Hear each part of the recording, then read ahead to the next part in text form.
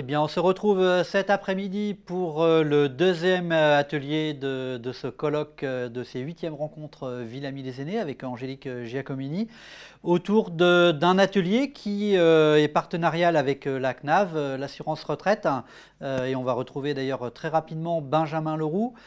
Cet atelier, c'est la présentation un peu plus approfondie que ce que nous avons évoqué tout au long de la journée autour de la dynamique. La dynamique Ville-Amis des aînés, et puis les dispositifs, la méthodologie sur laquelle on travaille, les thématiques et les enjeux et la stratégie de mise en œuvre, et puis la comparaison et l'analyse entre le dispositif éclat qui a été initié par la CNAV et puis comment on recoupe des choses pour que les acteurs locaux puissent se dire qu'il y a des dispositifs complémentaires au service d'une on va dire d'une dimension partenariale locale. Voilà, Benjamin, je te propose de lancer les choses. Je rappelle simplement que la CNAV a signé avec le réseau francophone Ville-Amis des aînés une convention sur 3 ans, 2020, 2021, 2022, pour soutenir eh bien, l'élaboration du label avec une analyse de qu'est-ce qui fonctionnait, et puis un soutien aussi aux formations. Et on est, à travers cet atelier, dans la première des formations que nous allons réaliser ensemble.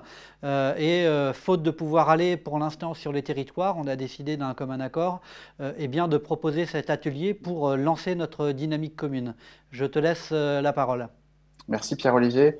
Déjà, retire l'importance pour la CNAF de participer à ce genre d'initiative qui traduit, au-delà de la phase de construction du label, qui traduit véritablement la dynamique territoriale qui est le seul gage de réussite de l'ancrage des actions ou des dynamiques qui sont portées nationalement. Donc, redire l'importance que l'on attache à ce type d'échange, de formation. Et c'est d'ailleurs pour ça qu'on s'est engagé à les soutenir. Merci également de nous donner l'occasion de représenter ou de présenter plus exactement la démarche ECLA. Alors, ECLA qui signifie engagement commun pour le logement et l'autonomie sur les territoires, et qui est un processus itératif parce que engagé depuis 2015 auprès de 6 territoires différents qui participeront et qui ont participé à la modélisation de la démarche que l'on est en train de déployer très progressivement, puisqu'on parle de 3 territoires par an d'ici la fin de l'année 2022. Et cette démarche éclat, elle est articulée autour de 4 étapes successives. Le préalable étant que cette démarche éclat est nécessairement engagée avec le soutien de la collectivité territoriale concernée.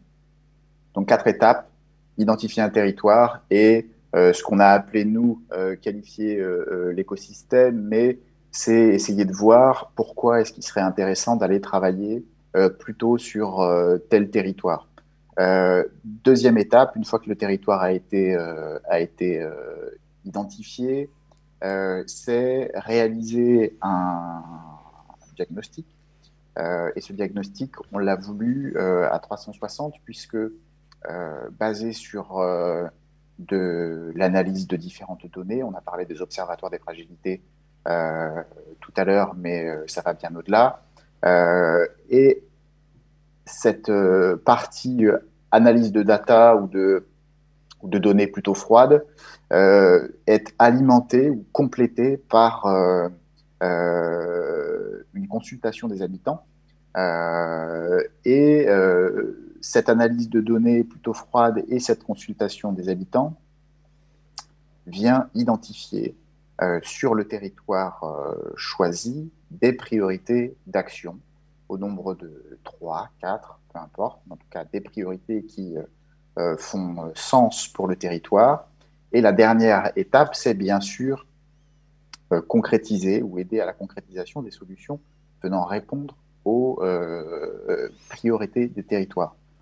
Pour soutenir cette concrétisation ou mise en œuvre de solutions, les CARSAT locales ont la possibilité de mobiliser une enveloppe financière dans le cadre d'un appel à projet qui permet une forme de garantie d'avoir un panel de réponses, de solutions la plus complète aux priorités qui auront été identifiées.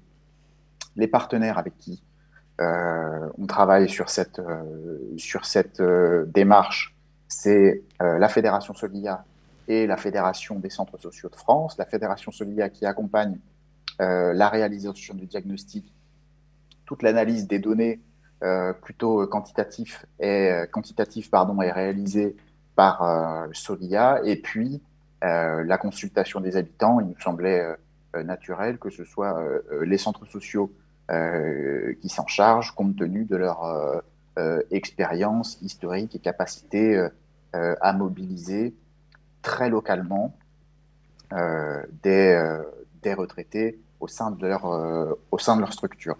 Donc, une démarche qui fait absolument sens. On en a déjà dit deux mots aussi ce matin, mais absolument sens avec la démarche Villamy des aînés, avec la force des dynamiques territoriales, et la CNAV est bien sûr très heureuse de pouvoir soutenir ou lancer ce type de démarche.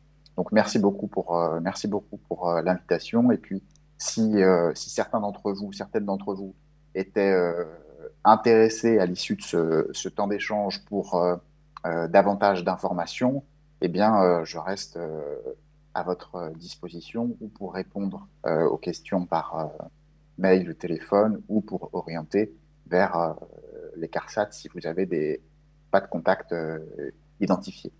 Merci beaucoup. Merci beaucoup à toi. Et là, on voit bien vraiment ce travail de volontarisme des territoires, quel que soit le dispositif, cette double dimension d'ingénierie de projet et de prendre à la source la réflexion avec les habitants âgés, qui font que quelque part, ce côté concret, on le retrouve autant chez ECLA que chez le label Villamy des aînés. Et vraiment, merci aussi à la CNAV d'avoir accepté, naturellement, parce qu'il n'y a pas eu besoin de se convaincre les uns ou les autres, mais de travailler ensemble pour que du coup les acteurs locaux se redisent que ce n'était pas des choses en plus, que ce n'était pas à chaque fois des dossiers supplémentaires à travailler, à réfléchir, qu'on était dans une dynamique commune, et que les projets des institutions se servaient les uns les autres pour améliorer la qualité de vie des habitants.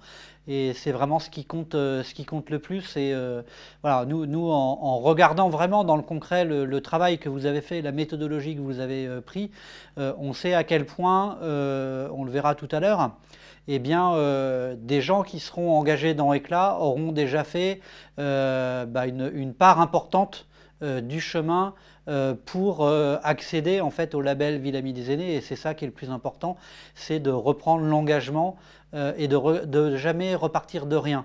Et ça me permet de redire au territoire que naturellement il se passe des choses, et que la dimension ECLA et la dimension Villamy des aînés, ça redonne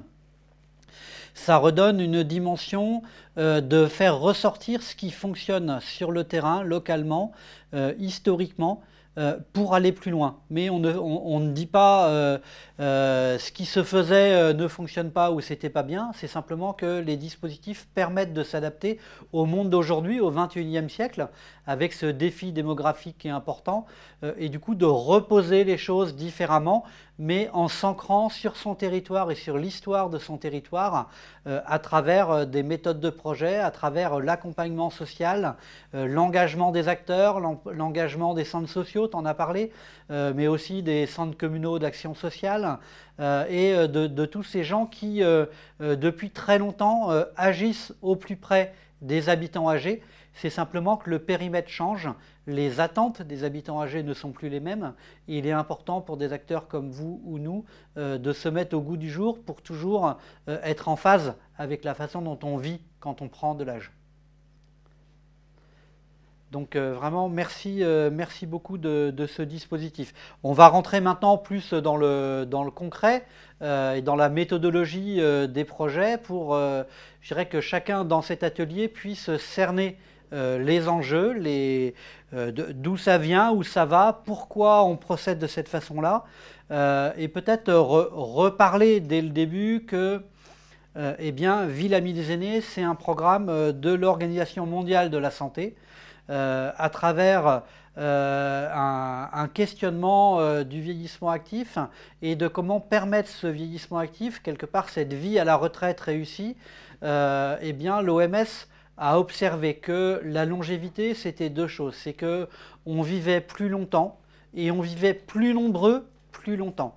Et qu'on en a entendu parler un petit peu ce matin avec Stéphane Corbin, les territoires n'ont pas forcément été réfléchis et pensés pour s'adapter à cette nouvelle donne démographique et ce nombre croissant d'habitants retraités, d'habitants âgés, qui attendaient de leur territoire non pas simplement qu'on dise qu'ils étaient faits pour eux en particulier, mais qu'ils soient adaptés, quel que soit son âge, sans qu'il y ait de discrimination négative ou positive.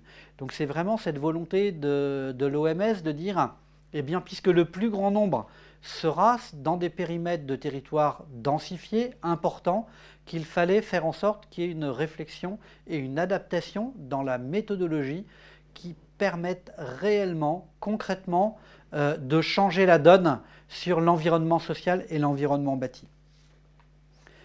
Ville Amie des Aînés, aujourd'hui, c'est près de 15 millions d'habitants en France qui vivent autour d'un territoire qui a décidé, qui a choisi de s'engager. Là, on a mis 159 adhérents, mais je crois même que cette nuit est arrivé le 160e. Et au final, ce qui est important, c'est d'observer que c'est un Français sur 5 qui vit, comme le disait Loïc Roland ce matin dans sa présentation de la Caisse des dépôts, vit sur un territoire ami des aînés. Donc ça veut dire que petit à petit, eh bien, on arrive à fédérer des acteurs qui, dans leur diversité, s'engagent à une façon d'appréhender les enjeux du vieillissement autrement. Ce que je vous propose, c'est de regarder avec Angélique Giacomini comment eh bien, on passe d'une vision exclusivement médico-sociale, comme ça a été fait au XXe siècle, vers une vision transversale et sur ces 8 thèmes Ville Amie des Aînés qui permettent de croiser les choses autrement. Oui, en effet, rebonjour à tous.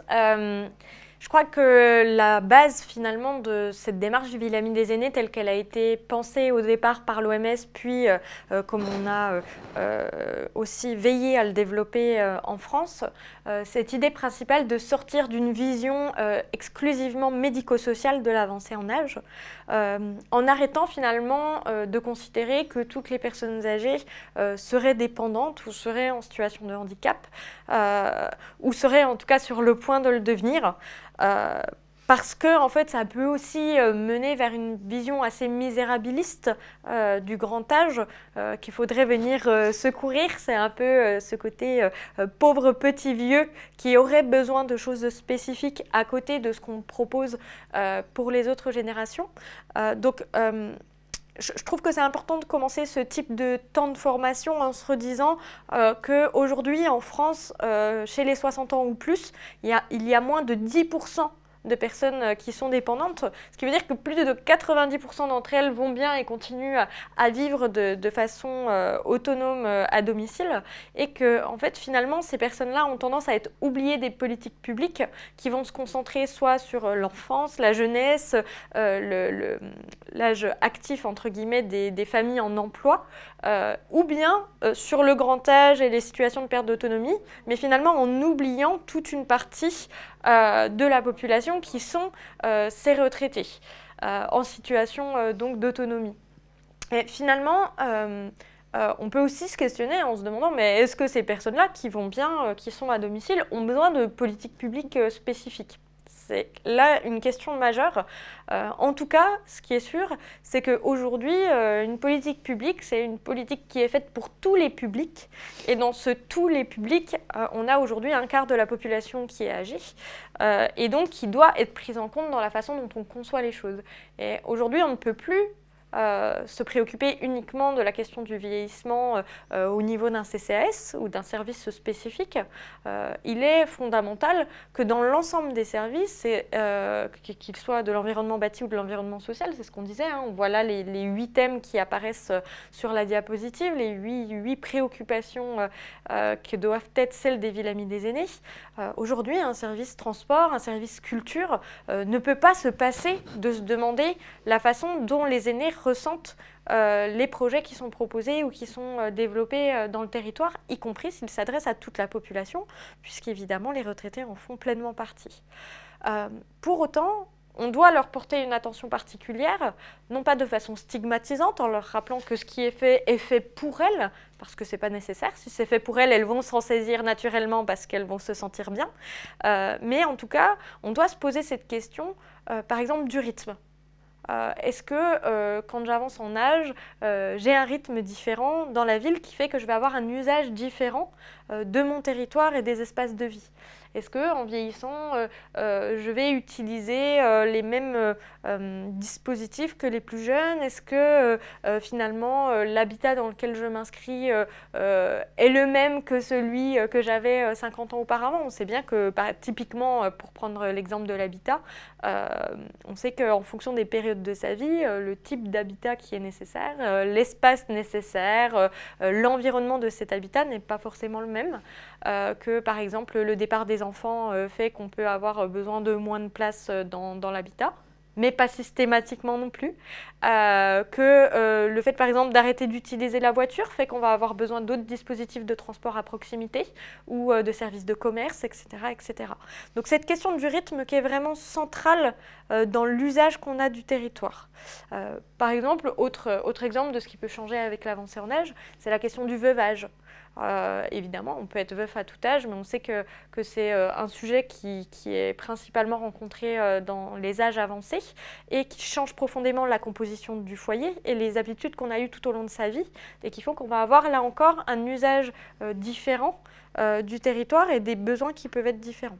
Donc il y a plein d'éléments comme ça, alors on ne va pas approfondir, on n'est pas dans un cours de sociologie, mais je trouve que c'est toujours fondamental parce que quelle que soit la réunion qu'on fait, même quand on connaît très bien la question du vieillissement, ça me fait toujours sourire de me dire qu'on soit avec le ministère ou dans un village, la première question qu'on se pose toujours, c'est de qui on parle quand on parle des personnes âgées. Et on débat pendant des heures sur des critères d'âge, etc. En dehors de ces critères d'âge, je pense que c'est important de se reposer la question de ce que ça change dans le territoire parce que c'est ce qui va donner le sens aux actions qu'on met en place et à la dynamique Ville Amie des aînés qu'on va essayer d'étendre dans le territoire. Peut-être hein, qu'on peut redire à ce stade que, en termes de valeur, c'est d'entendre que les personnes âgées ne sont pas un problème, que les retraités ne sont pas un problème dans la société. Et j'aimerais un jour que les maires soient aussi fiers et considèrent que c'est une ressource pour leur territoire parce qu'ils ont des générations âgées, qu'ils soient aussi fiers que quand ils se vantent de dire « j'ai dû ouvrir une école parce que j'avais plus d'enfants que l'année d'avant et que du coup j'ai ouvert des classes ». Ça sera un véritable changement de regard qui permettra de se dire oui, voilà, il y a des habitants qui sont une ressource pour le territoire, qui permettent de le vivifier, qui permettent d'amener de l'emploi, qui permettent d'amener de la vie sociale, de la vie bénévole, de l'engagement associatif, de l'engagement politique, de l'engagement économique, et que toutes ces valeurs-là qu'apportent les habitants âgés, eh bien aujourd'hui elles ne sont pas suffisamment reconnues parce que on a une perception trop misérabiliste, hein, tu l'as dit Angélique, et peut-être trop passée, où on n'a pas posé le regard de se dire que la durée de vie à la retraite était maintenant très longue, et que donc c'était pas simplement d'attendre ou de se positionner par rapport à ce qu'on était avant, mais aussi par rapport à ce qu'on est maintenant et ce qu'on a envie d'être pour les nombreuses années qu'on a à vivre en capacité. Et ça, c'est le deuxième point, c'est de partir de la capacité des gens et non pas de l'incapacité. C'est une des forces de la méthodologie Ville Amie des aînés. Et donc, voilà, appuyons-nous dessus pour en fait construire une politique publique différente. Mais si on prend le temps en ce début d'atelier de reposer ces fondamentaux, c'est parce qu'en fait, c'est le socle de la suite. hein. Il ne s'agit pas simplement de faire des projets, il s'agit de faire des projets en les réalisant avec les gens et en sachant pourquoi on les fait de telle ou telle façon. Complètement. Cette démarche Ville-Amie des aînés, en fait, elle vise à changer les pratiques au bénéfice des habitants. Et pour reprendre ce qui vient d'être dit d'une autre façon, je crois que c'est vraiment passer d'une vision de bienfaisance à une vision de bienveillance, sans faire exclusivement pour les personnes âgées, mais bien toujours intégrer leurs spécificités dans la façon dont on pense les choses dans le territoire. Donc, on va partir sur vraiment les axes principaux de cette dynamique Ville-Amie des aînés et commencer par ce qui fait sa spécificité telle qu'elle a été initiée dès le départ, puisque l'idée, c'est de ne pas faire pour les personnes âgées, mais bien de faire avec les personnes âgées. Vous voyez là à l'écran ce qu'on appelle, nous, au niveau du réseau, le triptyque gagnant de la démarche Ville-Amie des aînés. Ce triptyque, c'est professionnel, élu, habitant. En fait, Ville-Amie des aînés se fonde sur l'idée d'une démarche finalement qui soit ascendante. C'est à chaque étape de la démarche quelque chose qu'on doit retrouver puisque chacun doit avoir sa place dedans. On va avoir l'habitant qui a l'expertise d'usage qui va être complémentaire de l'expertise technique du professionnel et qui va être complétée par la légitimité politique de l'élu. Quel que soit le stade dans lequel on se situe dans Ville-Amie des aînés et quelle que soit l'ampleur de l'action qu'on va mettre en place, il est fondamental de travailler ensemble, main dans la main, non pas dans un esprit de revendication ou de rapport de force, mais plutôt de co-construction et de compréhension finalement à la fois des leviers mais aussi des obstacles que rencontre l'autre. Donc, on verra un peu plus tard les différentes étapes de la méthodologie Ville-Amie des aînés, mais d'ores et déjà, on souhaitait préciser qu'il y a plusieurs façons de faire vivre une démarche participative dans un territoire. Ça peut être à travers des focus group, à travers des World Café, à travers quelquefois une instance de participation, ou encore, par exemple, avec des déambulations urbaines, des diagnostics en marchant. On peut être imaginatif dans la façon de faire vivre cette dynamique participative dans les territoires, en s'assurant toujours qu'on fait appel à une diversité d'aînés. Je crois que c'est vraiment ce qui fait la valeur d'une démarche participative, c'est de s'ouvrir en garantissant finalement non pas la représentativité, mais bien le fait que la diversité des habitants vivant dans le territoire participe, que ce soit en termes de quartier, en termes d'âge, en termes de genre, etc. etc. C'est la seule façon finalement de s'assurer que ce qui va remonter de cette démarche participative, c'est le reflet de ce que vivent l'ensemble des habitants. Le risque, ce serait de se tourner que vers des gens qui ont un long parcours de participation, par exemple, et finalement qui sont très aguerris sur ces sujets-là, mais qui ne sont pas représentants de l'ensemble de la population. Donc, je souris souvent parce que quand on présente cette partie de démarche participative, on est tous d'accord pour se dire que bien sûr, il faut faire participer les habitants. Mais quand on creuse un peu ensemble, on se rend compte que ce n'est pas évident, que c'est des choses qui sont compliquées, qu'on ne peut pas se dire qu'un questionnaire suffit ou qu'un rendez-vous ponctuel avec des habitants suffit, mais qu'il faut vraiment construire quelque chose dans la durée, une dynamique de confiance, grâce à laquelle on puisse vraiment trouver une plus-value et venir nourrir ce qu'on fait. Ça ne doit pas être une démarche publicitaire que de dire on vous écoute, mais bien de réfléchir ensemble parce qu'en fait, ça va soutenir l'efficacité des projets qu'on va ensuite proposer. Ce qu'il faut bien comprendre, c'est que cette démarche participative, le réseau, il n'a pas dit un jour, tiens, il faut demander aux habitants pour demander aux habitants. Non, c'est qu'on observe finalement qu'on ne peut pas savoir à la place des aînés. On parlait tout à l'heure de la question du rythme, par exemple. On observe qu'en travaillant, c'est uniquement en travaillant finalement avec les personnes âgées qu'on arrive à comprendre leur façon de vivre dans le territoire et les obstacles qu'elles peuvent rencontrer. Donc, c'est vraiment un point qui est essentiel et qui doit avoir du sens. Et en fonction des territoires, cette participation, elle n'est pas construite de la même façon parce qu'on n'a pas les mêmes ressources, on n'a pas la même histoire et on n'a pas les mêmes modes de fonctionnement. Mais en tout cas, il est toujours fondamental de la construire.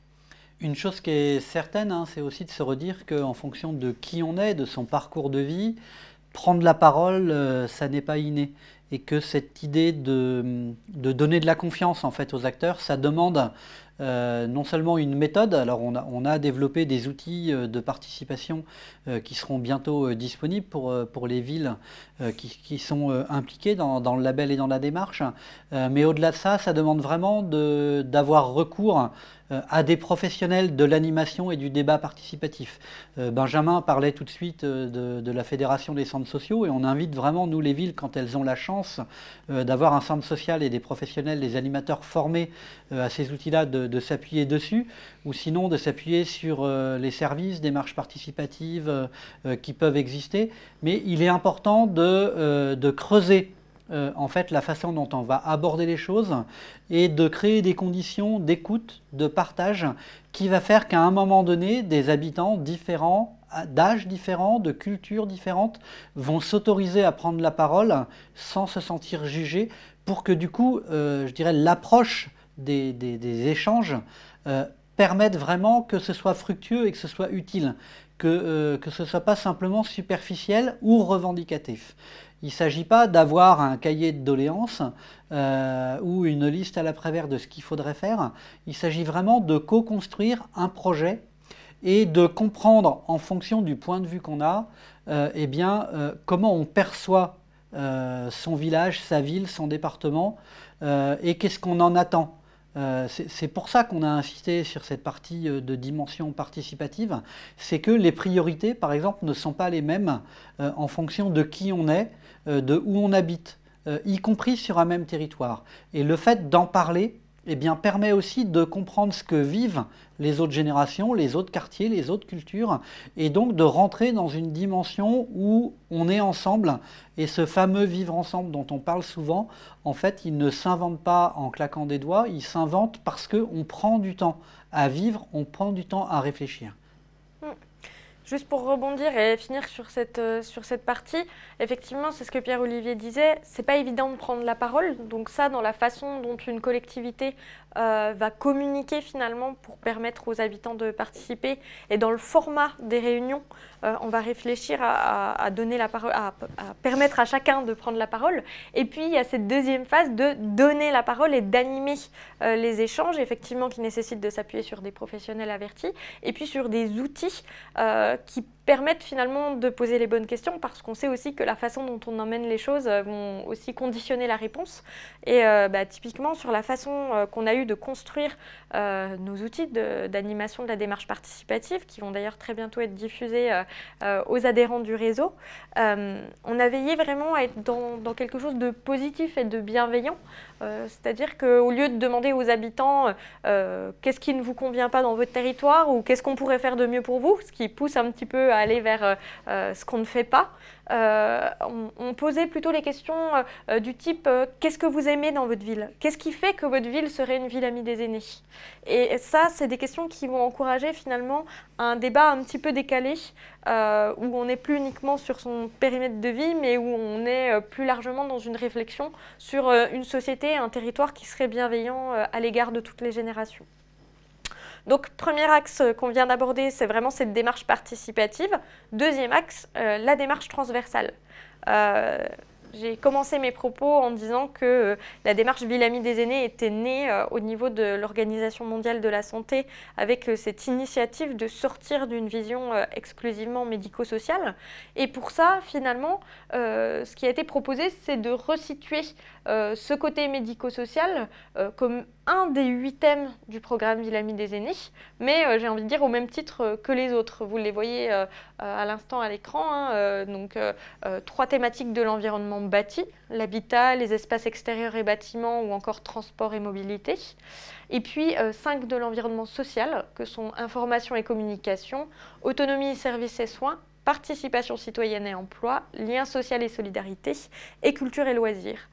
Donc sur cette partie, on voit bien que le médico-social, on va le retrouver plus particulièrement sur autonomie, services et soins, mais que finalement, ce qui fait aujourd'hui le quotidien des retraités, c'est plus uniquement l'hôpital, l'EHPAD ou le portage de repas, pour caricaturer, mais bien évidemment le fait de rester mobile dans son territoire, d'avoir accès à de l'information, à des activités qui lui plaisent, quelles qu'en soient finalement les modalités.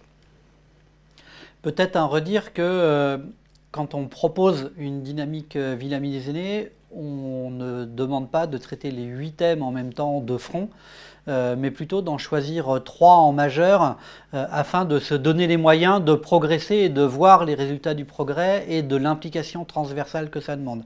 Néanmoins, parmi ces 3, il est important d'équilibrer entre cet environnement social et cet environnement bâti pour que du coup, on ne prenne pas de mauvaises habitudes de rester entre soi, entre acteurs du sanitaire et du champ social, même s'il y a beaucoup d'endroits où il y a de bonnes habitudes de partenariat et d'échange.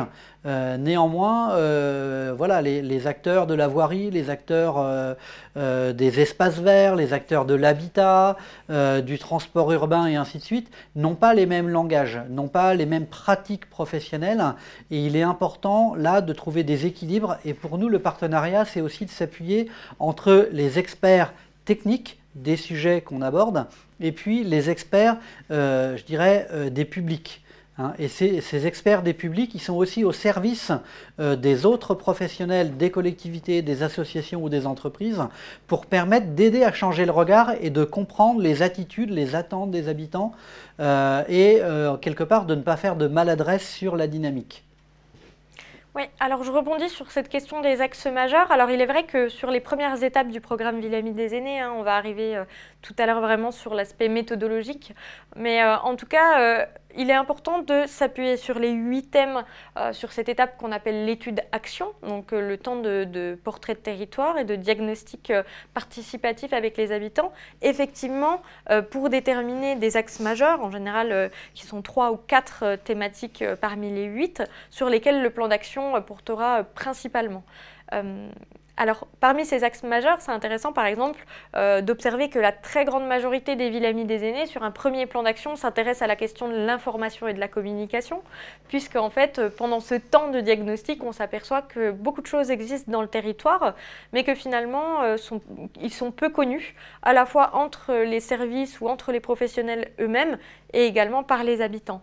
Donc il y a vraiment un temps qui n'est pas forcément un temps d'action en termes de création de nouveaux projets, mais qui est un temps de mise en cohérence qui vise à donner de la lisibilité à ce qui existe déjà. Et je crois que c'est important de le redire, que dans Ville Amie des aînés, on n'est pas toujours dans de la mise en œuvre de nouveaux projets, mais qu'on est aussi sur le fait de redonner de la cohérence à une stratégie globale dans le territoire. Et sur cette démarche transversale, c'est exactement ce qui se passe. En fait, c'est la nécessité d'un travail partenarial à la fois entre les services, entre les élus, donc en interne de la collectivité, et puis également avec les acteurs du territoire qui agissent pour l'ensemble des habitants, qu'ils soient associatifs, privés ou publics. Je voudrais redire qu'aujourd'hui, dans notre culture en France, dans notre organisation, on a l'habitude de travailler avec un certain nombre de partenaires du champ médico-social, que c'est des choses qui se font quelquefois plus facilement, plus instinctivement, qu'on a nos langages à nous, nos acronymes, nos fonctionnements, et que ça peut aussi quelquefois exclure d'autres acteurs qui sont peut-être moins instinctifs, mais qui ont qui ont un rôle au moins aussi important à jouer sur ces questions d'adaptation de la société au vieillissement. C'est pour cette raison que souvent on promeut sur le premier plan d'action, on conseille au territoire de ne pas forcément aller vers cette thématique autonomie, services et soins comme axe majeur, pour se donner le temps de passer un message dans le territoire, de passer un message à l'ensemble des acteurs localement en leur disant vous êtes les bienvenus et on ne va pas être uniquement dans cet entre-soi qu'on a l'habitude de vivre sur ces questions-là, mais on vous ouvre aussi la porte sur d'autres thématiques.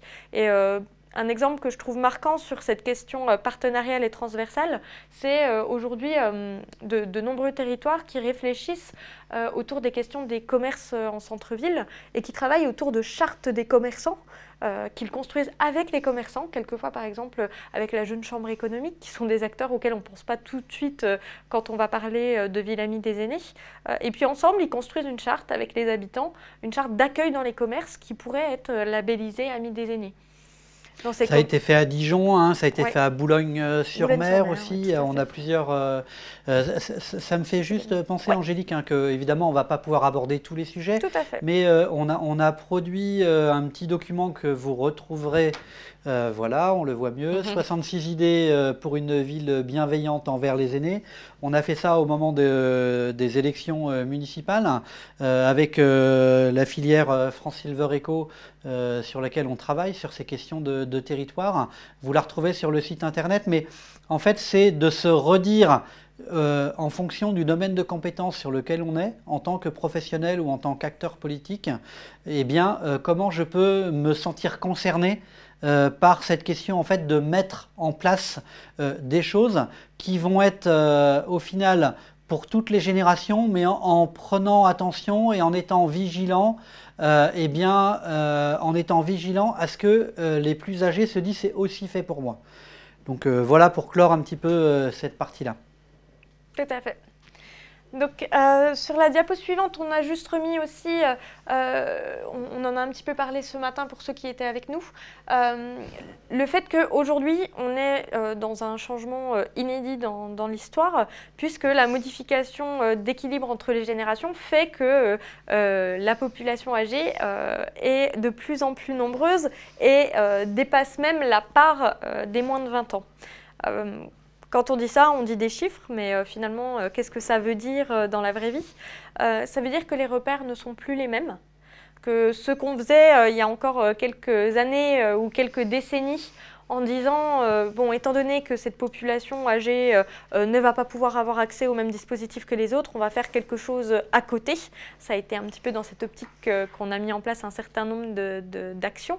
En tout cas, aujourd'hui, étant donné que cette proportion d'aînés augmente, on ne peut plus faire des dispositifs à la marge parce que d'un côté, en termes de coûts, c'est absolument ingérable.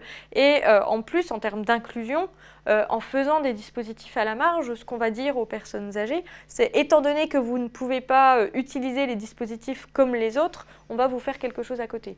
Je crois qu'un des exemples les plus marquants sur ce sujet, c'est la question du transport, hein. Par exemple, si on prend comme exemple la question du transport à la demande, qui est à la marge, qui est destiné à ceux qui ne peuvent pas utiliser les modes de transport en commun classiques.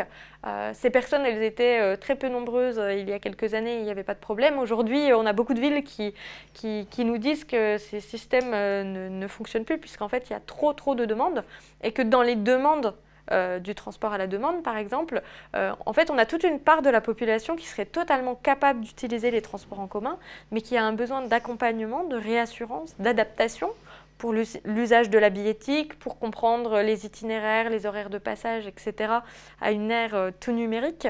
En tout cas, on se rend compte qu'il y a une vraie nécessité, à la fois individuelle pour les gens et en même temps collective dans les politiques publiques, de re-questionner les dispositifs qui sont mis en place pour éviter d'avoir à mettre des choses en place à la marge, mais bien de réinterroger pour ouvrir finalement l'usage au plus grand nombre. C'est ce que j'aime dire dans cette petite phrase, il faut passer du pour tous à pour chacun, pour faire en sorte que les différences soient intégrées dans l'usage du territoire et pas simplement qu'on se dise que si on ne fait pas partie de la majorité des utilisateurs, on doit se résoudre soit à ne pas utiliser les fonctions du territoire, soit à accepter d'être discriminé en nous faisant remarquer qu'on est moins capable que d'autres. Hein, donc c'est une forme de vigilance à être attentionné, sachant que quand on fait quelque chose pour les plus fragiles ou pour les plus lents, on ne retire rien aux autres. Et c'est dans ce sens-là qu'une ville amie des aînés, c'est une ville amie de toutes les générations. Hein, c'est tout le débat de la société, je dirais, inclusive, et un petit peu de ce que tu introduisais sur le fait, est-ce qu'on doit avoir une politique publique dédiée aux personnes âgées, dédiée aux aînés? Pour l'instant, oui, puisque dans ce début du XXIe siècle, on n'a pas encore fait le chemin suffisant pour avoir des réflexes naturels, automatiques, qui fassent qu'on ait cette préoccupation. Donc j'espère que dans 20 ans, on aura supprimé notre programme et que tout le monde pensera et jeunes et vieux et chacune des générations. C'est une très bonne transition puisque premier pilier, démarche participative, deuxième pilier, démarche transversale, je les ai fait à l'inverse je crois. Et troisième axe majeur, la question de la lutte contre l'agisme. C'est vraiment cette envie, à travers le programme Ville-Amis des aînés, de changer de perception sur l'avancée en âge. Je crois que vous l'avez déjà entendu sur le début de notre discours. Mais redisons qu'aujourd'hui, la question de la discrimination liée à l'âge est encore majeure, que c'est le troisième critère de discrimination selon le défenseur des droits, et que c'est un critère de discrimination qui est toujours assez épatant dans la façon dont il est communément admis dans la société, c'est-à-dire que quel que soit le milieu, quand on fait une petite remarque sur les vieux qui prennent trop de place, qui ne sont pas au bon endroit au bon moment, ça passe et finalement ça n'émeut pas grand monde, comme s'ils étaient un petit peu à côté de la société et qu'ils n'avaient pas le droit de se mélanger et de participer à ce vivre ensemble. Simplement sur cette question de la discrimination, j'aime bien dire que c'est à la fois un traitement différent du fait de l'âge, mais c'est aussi la négligence. Aujourd'hui, l'agisme est en grande partie lié à cette question de la négligence, c'est-à-dire à une non prise en compte de la question du vieillissement, quels qu'en soient les domaines. Donc la discrimination directe, on l'observe dans les violences financières, dans la maltraitance envers les personnes âgées, mais la question de la négligence, on l'observe énormément dans le milieu des politiques publiques. Peut-être juste redire que la défenseur des droits travaille sur ces questions et on fait partie d'un groupe de travail autour de la discrimination liée à l'âge. Alors on sait que l'agisme, ça n'est pas uniquement pour les plus âgés. Les autres générations vivent aussi de l'agisme et cette période de crise nous montre bien que la place des jeunes est compliquée et n'est pas facile. Néanmoins, le sujet qui nous intéresse aujourd'hui, c'est vraiment cette question de l'avancée en âge. Et sur les 20 critères de discrimination, ce qui est parfois difficile dans le débat qu'on veut avoir, c'est qu'on pourrait s'autoriser à hiérarchiser les choses qui sont plus graves que d'autres.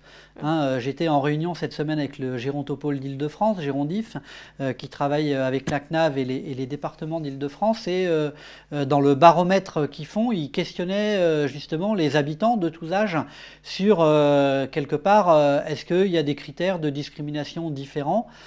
Et on s'apercevait que, quel que soit l'âge, y compris pour les plus âgés, eh bien, on avait tendance à minimiser l'importance ou la gravité du fait de se discriminer,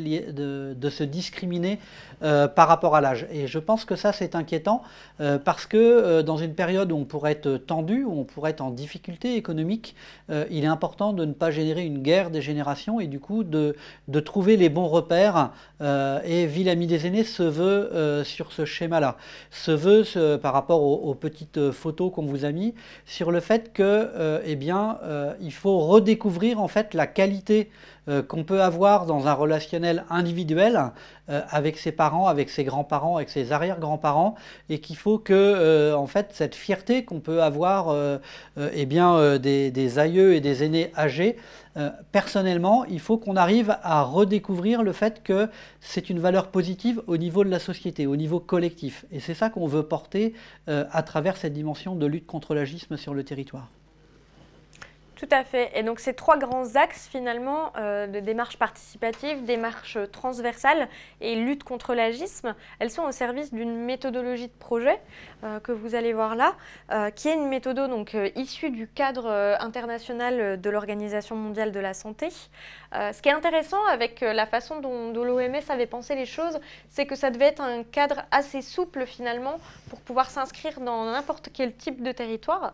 Alors nous en France finalement, quel travail on a fait? Ça a été de reprendre cette base et cette colonne vertébrale pour l'affiner, la tester et permettre finalement aux acteurs locaux de se saisir le plus rapidement possible de ce dispositif et pour le mettre en œuvre dans leur territoire de façon à en tirer vraiment un intérêt maximal.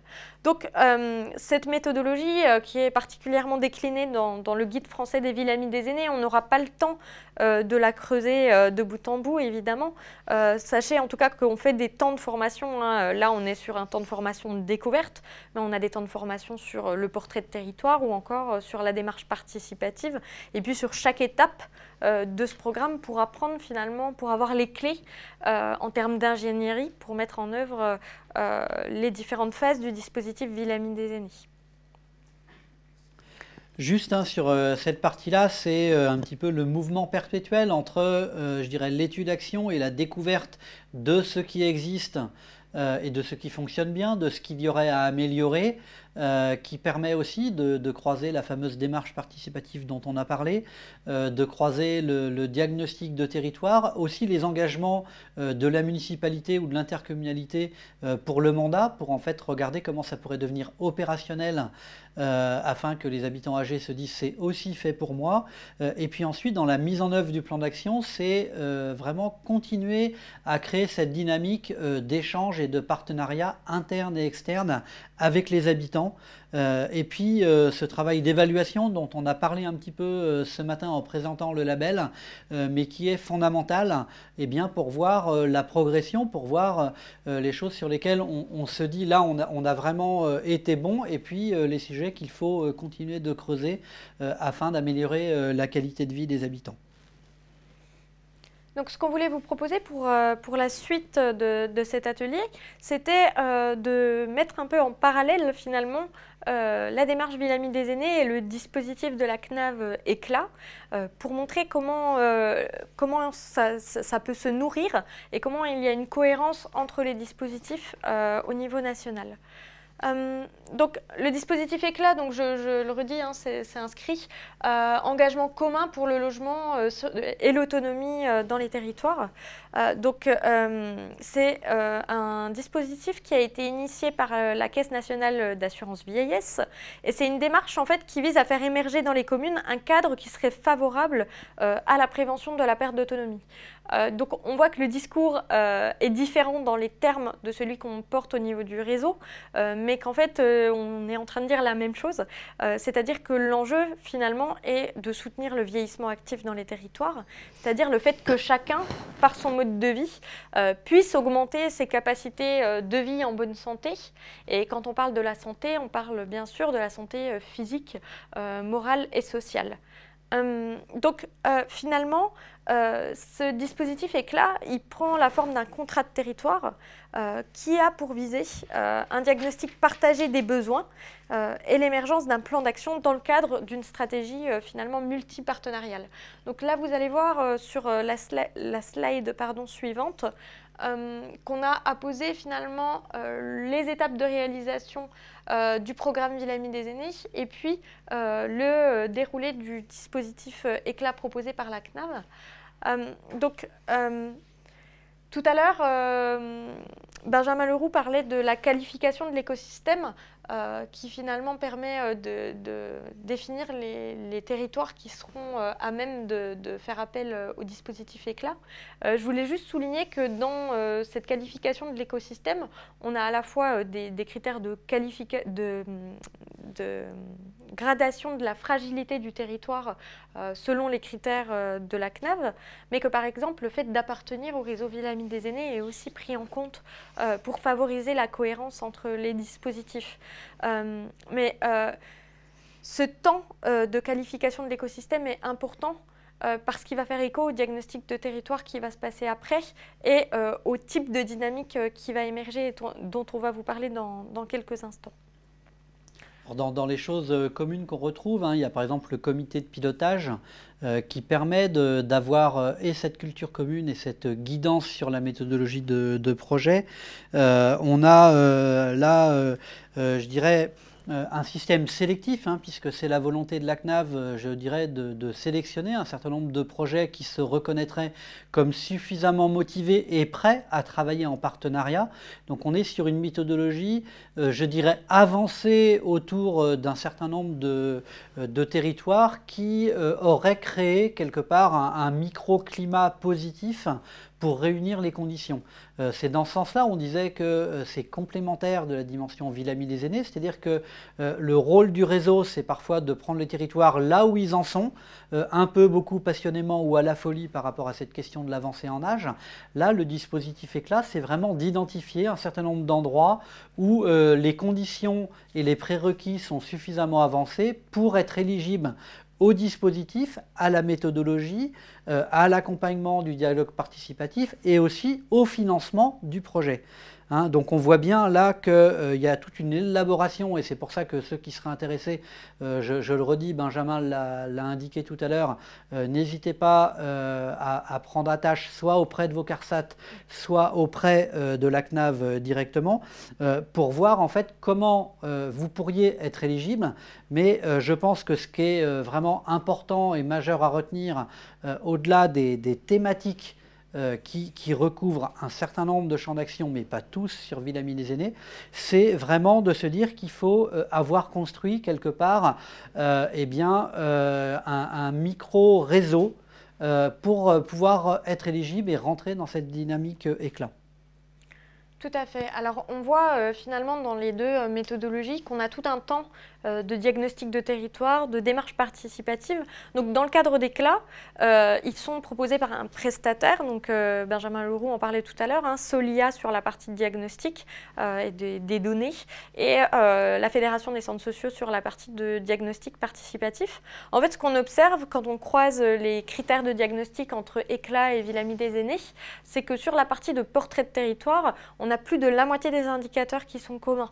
Donc en fait, Éclat représente une formidable rampe de lancement sur le programme Villamy-les-Aînés, puisque c'est une façon de fédérer localement, de lancer les étapes de diagnostic qui seront à compléter pour l'obtention du label Villamy-les-Aînés, mais de mobiliser et de faire prendre conscience, c'est ce qu'on se disait tout à l'heure, à l'ensemble des acteurs du territoire, qu'on se lance ensemble dans une dynamique de mise en cohérence et dans une stratégie locale en faveur de toutes les générations dans le territoire. Voilà sur cette partie-là. Juste sur la slide d'après, on a quelques exemples d'actions qui peuvent être soutenues dans le dispositif Éclat, puisqu'en fait, Éclat va permettre, donc, comme je vous le disais, de soutenir les premières étapes en termes d'ingénierie, mais on entend aussi dans le dispositif le financement par des partenaires d'un certain nombre de projets qui seraient identifiés dans le plan d'action. Et évidemment, ça peut être des actions qui sont dans le plan d'action Villamy-les-Aînés. Donc on a mis quelques exemples ici, la rénovation d'une résidence autonomie, mais aussi des actions favorisant l'inclusion numérique, des interventions du service social. Donc on voit qu'on tend aussi à sortir d'une vision uniquement centrée sur la question lien social et solidarité, ou encore autonomie, services et soins, pour aller vers les autres thématiques du programme.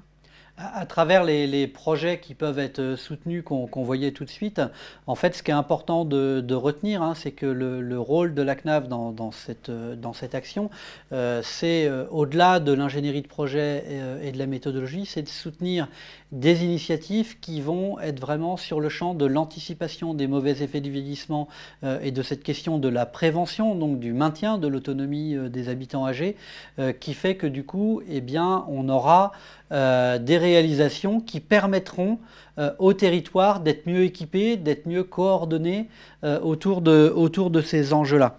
Je pense que ce qui est aussi nécessaire, c'est de regarder que ce dispositif, il est à un moment donné un levier, comme le disait Angélique, pour aller plus loin. Et peut-être que pour conclure sur cette présentation, alors je sais qu'on est extrêmement rapide et je m'en excuse d'avance, mais sachez qu'on fait des formations qui durent jusqu'à 3 jours avec les cadres territoriaux quand on va dans les INSET, donc c'est extrêmement concis. Ce qu'on vous dit, c'est que la dimension d'Éclat, c'est ensuite de rentrer, je dirais, dans un champ qui est celui d'un réseau, qui est celui d'une dynamique où notre association a, je dirais, différents axes d'intervention. C'est d'abord celui de soutenir et de promouvoir l'implication des territoires autour de ces enjeux de la longévité, en vous accompagnant, en vous suivant individuellement, en travaillant avec vous des outils de formation plus approfondie que la présentation qu'on fait aujourd'hui. Et puis, c'est d'animer le réseau, de vous mettre en lien les uns avec les autres en fonction des projets que vous avez, en fonction des initiatives performantes, ou aussi des fois en fonction des difficultés rencontrées sur les territoires pour permettre de gagner du temps. Et François Rebsamen, qui est le président du réseau, il dit souvent, en réalité, on n'a pas autant de temps que ça devant nous et on n'a pas d'argent à gâcher pour à chaque fois repartir d'un projet à zéro. Et le rôle du réseau, à travers les 450 fiches retour d'expérience que nous avons, eh bien, c'est de gagner ce temps, c'est d'ouvrir le champ de la réflexion pour, eh bien, deuxième étape, valoriser les territoires qui sont engagés à travers le concours qu'on a vu aujourd'hui, à travers les fiches d'expérience dont on a parlé, à travers la labellisation et les 30 villes qui, dès 2021, vont rentrer dans ce champ du label. Et puis, c'est aussi eh bien, être des acteurs ensemble d'expertise au service d'un défi démographique qu'on vit en France, et pas que en France, et de croiser les regards au niveau francophone, au niveau international avec l'OMS. Et à travers ça, eh bien, on développe des voyages d'études, j'en ai parlé un petit peu, mais aussi des fascicules, des guides méthodologiques ou thématiques. Et eh bien, si vous le souhaitez, vous pouvez aller nous retrouver autour de ça pour progresser ensemble et nous apporter vos bonnes idées. Merci en tout cas pour votre écoute, votre participation. Merci à la CNAV de nous soutenir dans la formation des territoires et des projets. Et à très bientôt pour de nouvelles aventures. Nous sommes à votre disposition. Belle fin de journée. On retrouve maintenant justement une dernière table ronde avec Idéal Connaissance qui nous a soutenus toute cette journée autour de l'organisation de ces 8e rencontres. On les retrouve pour la dernière table ronde autour justement d'un croisement de regards international à travers différents projets du Québec, du Sénégal et autres. À bientôt.